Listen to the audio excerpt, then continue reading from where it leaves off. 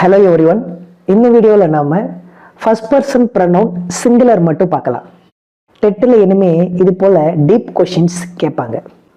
முதல் நபரை குறிக்கும் பிரதி பெயர் சொற்கள் சிங்குலர் என்னெல்லாம் இருக்குது அப்படின்னா ஐ, மீ, மை, இந்த 3 தான் இருக்குது.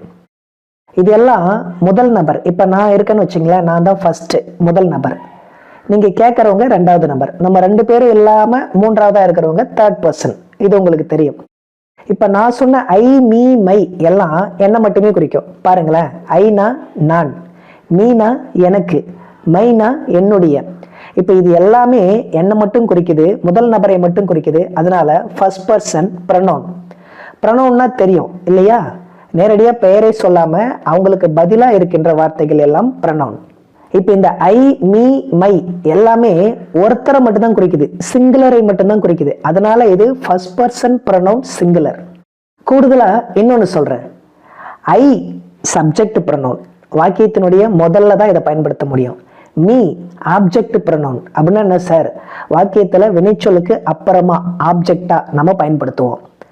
சப்ஜெக்ட்னா என்ன, ஆப்ஜெக்ட்னா என்ன, அடுத்தடுத்த வீடியோக்குள்ள சொல்றேன். நெக்ஸ்ட் மை, இது பொசசிவ் ப்ரொனவுன். அப்படின்னா என்ன சார்? இந்த மைன்னு ஒரு வார்த்தை வந்துச்சுன்னா அதுக்கு பக்கத்துல இன்னொரு நவுன் வரும்.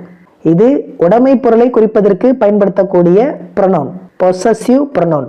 உதாரணத்துக்கு my bag, my pencil, my book.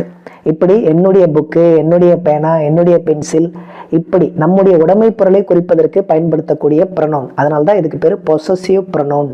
ஞாபகம் வச்சுங்க. நிறைய விஷயங்கள் சொல்லியிருக்கோம். Subject pronoun, object pronoun, possessive ப்ரொனவுன்லாம் சொல்லியிருக்கோம். இது எல்லாம் ஃபர்ஸ்ட் பர்சன் சிங்குலர் ப்ரொனவுனுக்கு மட்டும்தான் சொல்லியிருக்கோம். இன்னும் நிறைய இருக்கு, அடுத்த வீடியோவில் சொல்றேன். Take care, bye by.